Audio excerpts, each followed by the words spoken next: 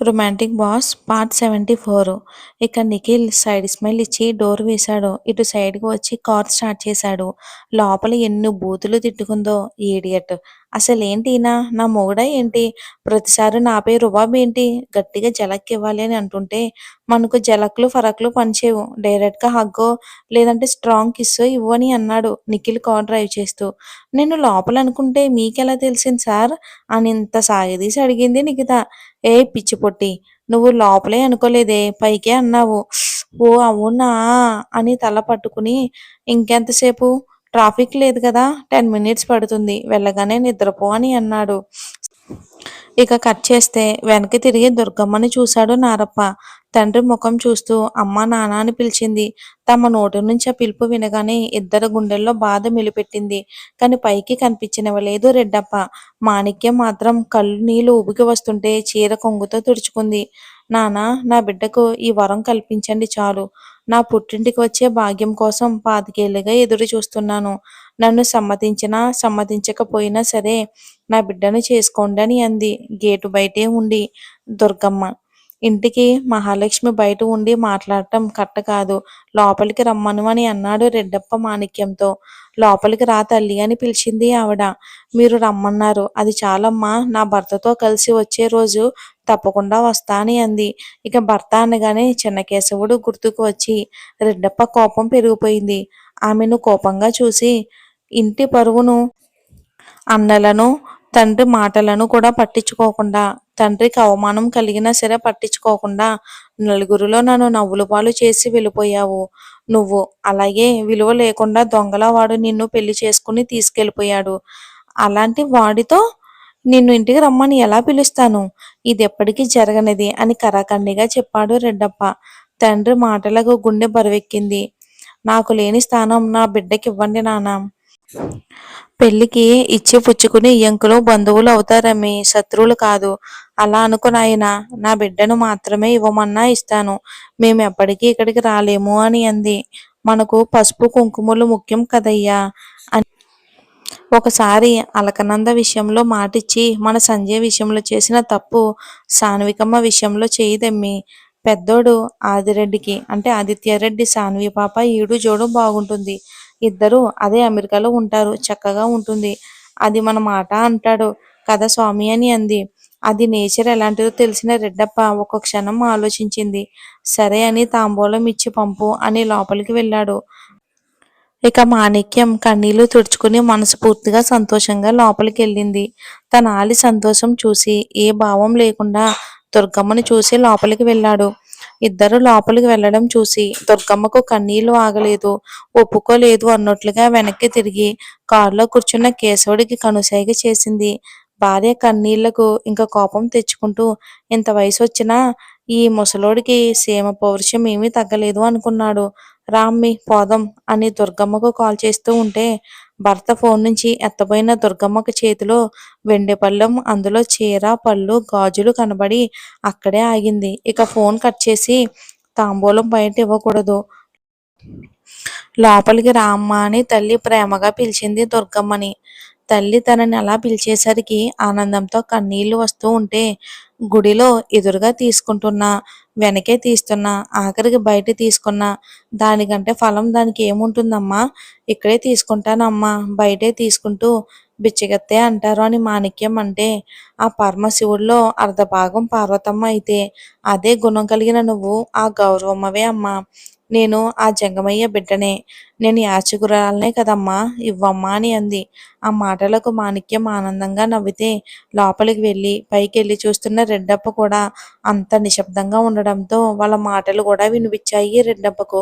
చుట్టూ చూస్తున్న పనివారికి ఆమెలో సంస్కారం చూసి ముచ్చటేసింది. ఎంతైనా మా అయ్య రెడ్డప్ప బిడ్డ అనుకున్నారు.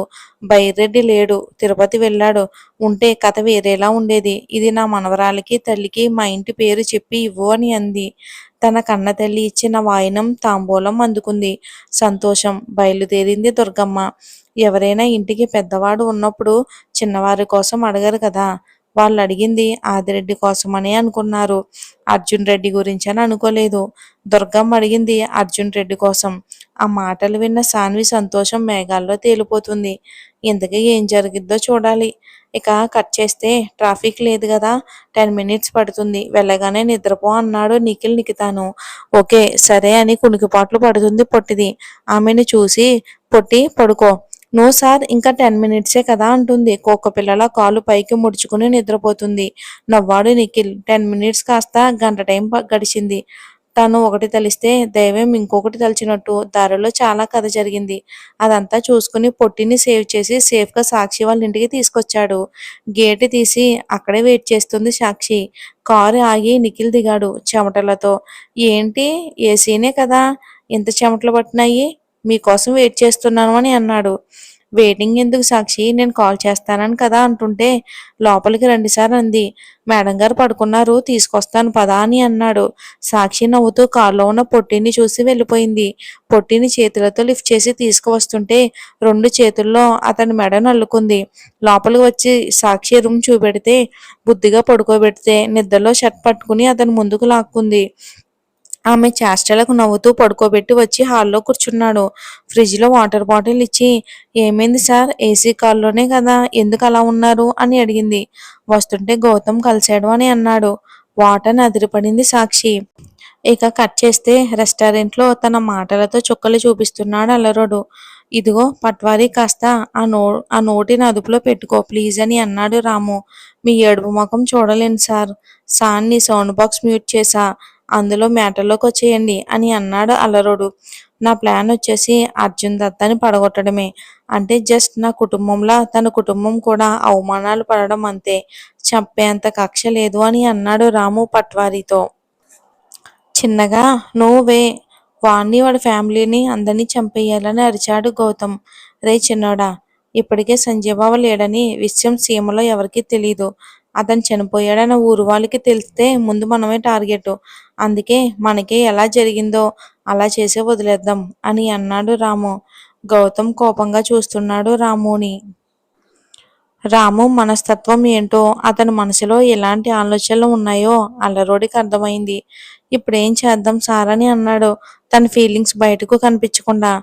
ఏం లేదు అర్జున్, బేబీని తన భార్య అవునో కాదో గర్ల్ ఫ్రెండో అది జమ్మల మడుగులోని ఇంట్రడ్యూస్ చేస్తాడు అర్జున్. అప్పుడు నువ్వు ఎంటర్ అయ్యి తన నా వైఫ్ అని సాక్ష్యం చూపెడతావు అంతే.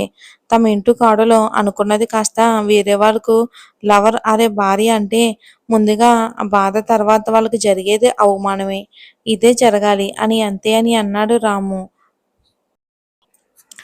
చిన్నానా, అది కాదు, ఆ కుటుంబంలో అందరినీ చంపేయాలి కదా.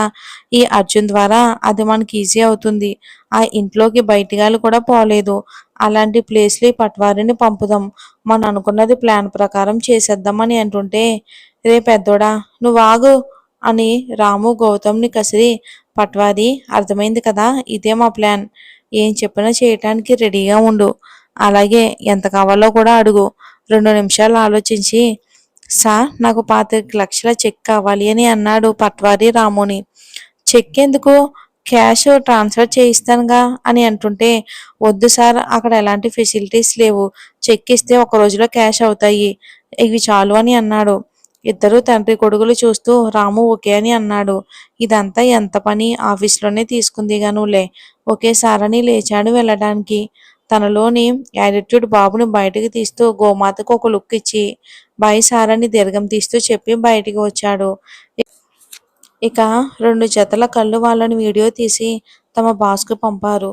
రాము గౌతమ్ అక్కడే మాట్లాడుకునే మాటలు కూడా. ఇక హాస్పిటల్లో ఉన్న బేబీకి బోరింగ్గా ఉంది. ఫోన్ చూస్తూ గడిపేసింది. ఆఫీస్ వర్క్ చూద్దామనుకున్నా అస్సలు ఇంట్రెస్టే లేదు. ఫోన్లో రీసెంట్గా ట్రెండింగ్లో ఉన్న న్యూస్ చూస్తుంది. కొన్ని మీమ్స్ చూసి నవ్వుకుంది. తన ఫోన్లో ఆమెనే చూస్తూ తన వర్క్ అంతా ఫినిష్ చేశాడు. ఈవినింగ్ ఒకరిని హెల్క్ పార్సిల్ చేయడానికి ప్లాన్ చేశాడు అర్జున్. ఎంత చక్కనైన ఆమె మోములో ఏ కలవరం ఉండకూడదు అనేది అర్జున్ ఆలోచన. బేబీ మైండ్లో ఎన్నాళ్ళు దాచుకున్న దిగులంతా తనకి చెప్పగానే మాయమైపోయింది. ఇక యూట్యూబ్లో బేబీస్ వీడియోస్ ఆన్ చేసుకుని చూస్తుంది మన బేబీ. ఈవినింగ్ 7 గంటలకు సిటీ చివరన ఒక పాడుపడ్డ బంగ్లా. చుట్టూ సెక్యూరిటీ సిబ్బంది భారీగా వ్యక్తిని కొట్టి అక్కడ పడేశారు. అర్జున్ ఎంటర్ అవ్వగానే అందరూ సెల్యూట్ చేస్తుంటే కోపం, పగ, పంతంతో ఆ వ్యక్తి ఉన్న రూంలోకి వచ్చాడు అర్జున్. కను ఊపిరితో కొట్టుకుంటున్న వాడు ముందుకు వచ్చి వేసుకున్న మాస్క్ తీసి ఆ రౌడీకి ఎదురుగా కూర్చుని, చెప్పరా ఏం సంగతులు, మా వాళ్ళు మర్యాదలు ఏం తక్కువ చేయలేదు కదా అని అడిగాడు. రే అర్జున్, నేను నీ బెస్ట్ ఫ్రెండ్ రా అని నోటి నిండా రక్తంతో ఏడుస్తూ అన్నాడు. ఎస్, నా బెస్ట్ ఫ్రెండే అనుకుని నమ్మాను కదా, నా వాళ్ళను నాకు దూరం చేశావు అని అన్నాడు. సంజయ్ని చంపిన వ్యక్తే ఈ వ్యక్తి. మరి ఈ వ్యక్తి ఎవరు? మీరు ఒకవేళ ఏదైనా నేమ్ గెస్ చేసినట్లయితే నా కామెంట్ బాక్స్లో కామెంట్ చేయండి. ఫస్ట్ నుంచి స్టోరీ విన్న వాళ్ళు మాత్రమే గెస్ చేయగలరు. Thanks for watching.